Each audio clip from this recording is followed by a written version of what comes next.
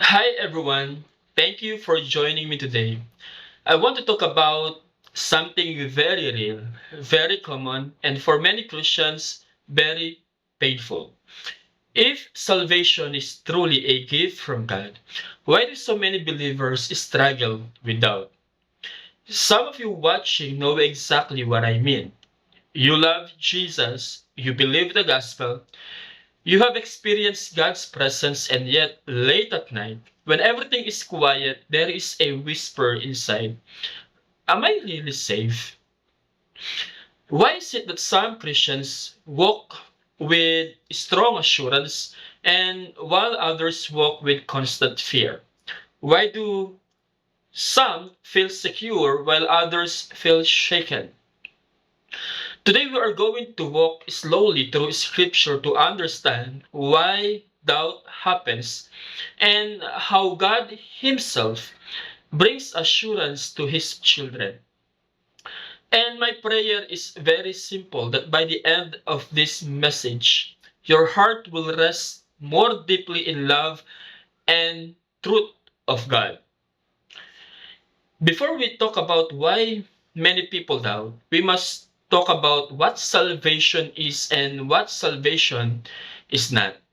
Many people think about salvation is only a decision, only a prayer, only a moment in an altar, only a declaration, only an experience.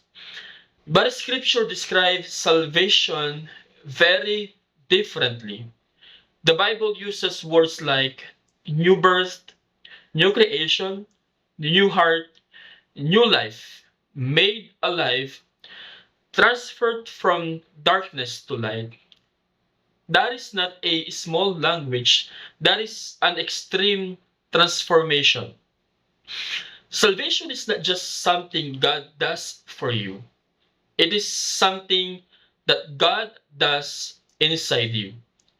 You cannot meet Christ and at the same time stay the same.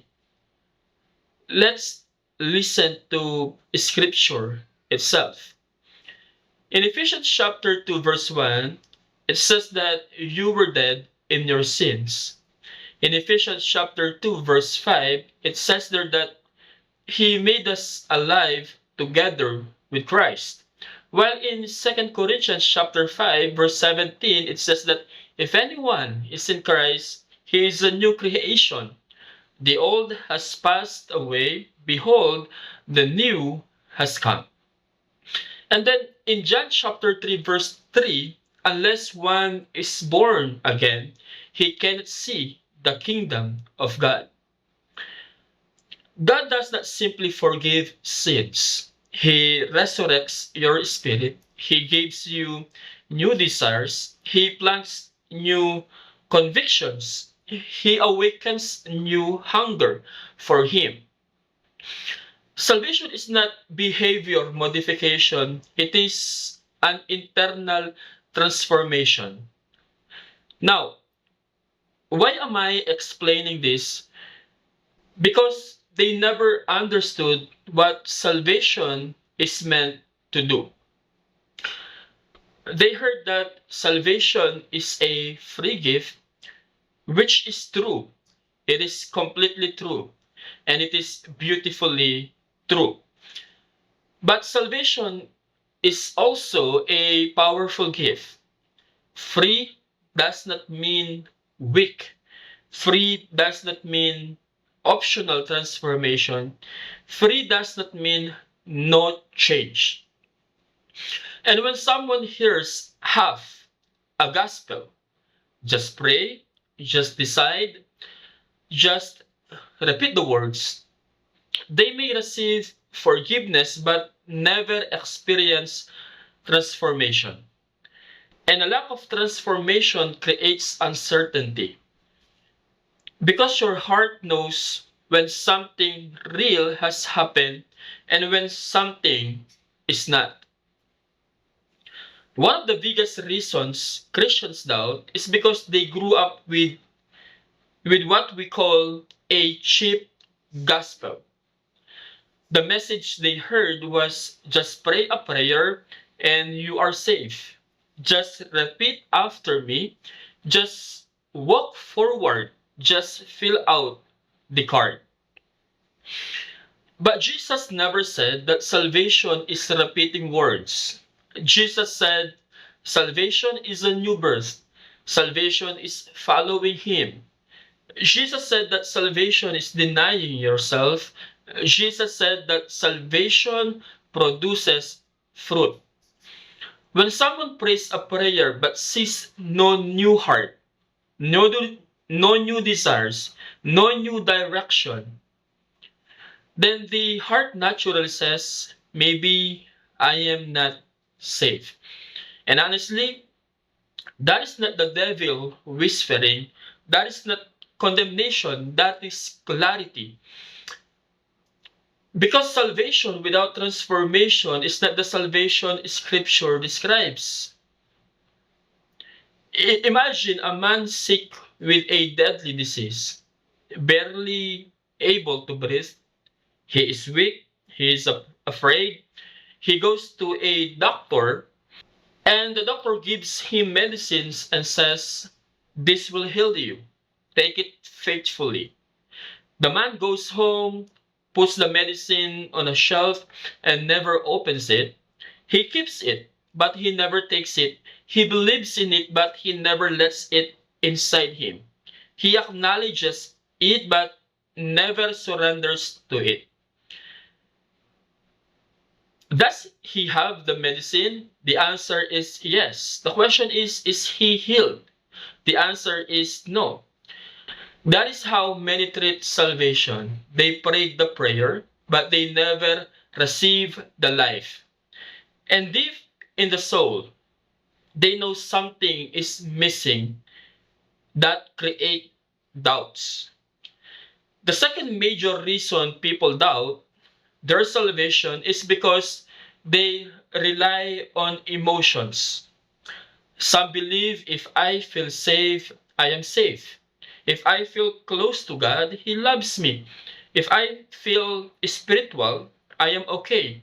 If I feel guilty, maybe I'm lost. But emotions are unstable. They change with sleep, stress, temptation, circumstances. They change with hormones, weather, and even with spiritual warfare. Even David cried, "Why are you cast down, O my soul? How long will you forget me? Restore to me the joy of your salvation."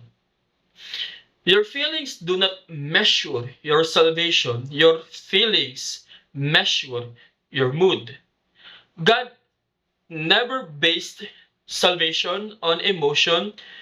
He based your salvation on Christ.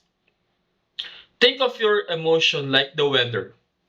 Some days the sky is bright, clear, warm, no obstacles blocking the sun, and other days it is cloudy, it is stormy, it is sometimes dark, and everything feels cold.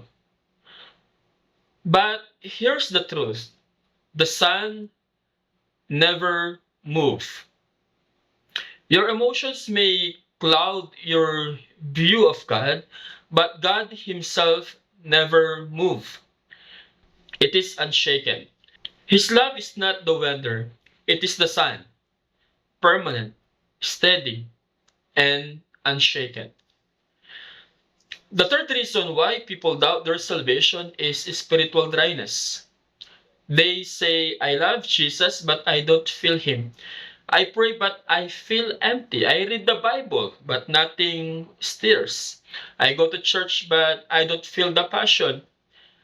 Some interpret dryness as maybe I'm not safe, but often dryness is a sign that you are safe. The spiritually dead do not mourn dryness, only the spiritual alive alone for God. Dryness is a sign of a living thirst. Jesus said in Matthew chapter 5, verse 6, "Blessed are those who hunger and thirst for righteousness." Hunger is uncomfortable, thirst is painful, but they are signs of life. A dead man does not crave water. Think of a tree planted beside water. It grows slowly, silently, almost invisibly. A person walking each day may see nothing change, but underground, deep roots are forming, cells are multiplying, life is spreading. Spiritual growth is often invisible in the moment but clear over time. And when someone misunderstands slow growth as no growth, they begin to doubt. The fourth reason Christian doubt is because the enemy attacks assurance. In scripture, he is called the accuser of the brethren, the father of lies, the deceiver. He whispers, "You failed again, you're not forgiven, God is tired of you, you messed up too much, God has given up on you." His goal is not to remove your salvation because he can never do that. His goal is to remove your confidence. Because a Christian without assurance will not walk in joy or boldness or stability. So the enemy attacks the assurance of the saved and gives false assurance to the unsaved. Imagine in a courtroom, you stand guilty. The evidence is undeniable. The judge reads your crimes and you tremble. But then someone walks into the courtroom, places his hand on your shoulder, and says, "I will take the punishment." The judge accepts it, the wrath is poured out, the judgment is finished. The judge looks at you and says, "You are free, you are forgiven, your record is clean." Now imagine living in the courtroom and the prosecutor whispers, "You are still guilty. The judge didn't really forgive you. You are still condemned." The question is, will you still believe him? Of course, the answer is no, because the judge already declared you free. Yet many Christians believe the whisper of the accuser more than the word of the judge. So, how does God give real assurance? How does God comfort his children? The Bible gives three foundations of assurance. Your assurance is not rooted in your performance, but in Christ. Your salvation is not anchored in your feelings, but in His promise. John chapter 6 verse 37, "Whoever comes to me, I will never cast out." This is not a temporary promise, not a conditional promise, not a fragile promise. Jesus does not receive you on Monday and reject you on Wednesday. He saves you completely. And second thing, in Romans chapter 8 verse 16, the Spirit Himself testifies with our spirit that we are children of God. This is not always emotional. Sometimes it is quiet, steady, consistent, a gentle pull of the heart. The unbeliever runs from conviction. The believer is drawn by it. Conviction is not proof of being lost. Conviction is proof you belong to Him. Thirdly, obedience does not save you, but obedience reveals you. In 1 John chapter 2 verse 3, "By this we know that we have come to know Him if we keep His commandments." Obedience is a fruit, and fruit does not make the tree alive, but proves that the tree is alive. So if you struggle with doubt, here is what you do. First, come honestly to Christ. Lay everything down. Do not hide. Do not pretend. Second, rest on His promises, not on your emotions.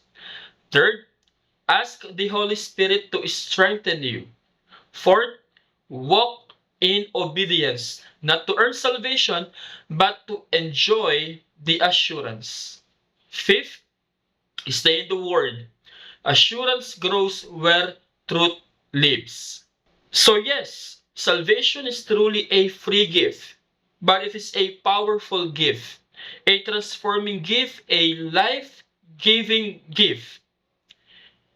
If you belong to Christ, He will save you, He will chase you, He will keep you, He will hold you, He will finish the work He started in you. Thanks for watching. God bless you.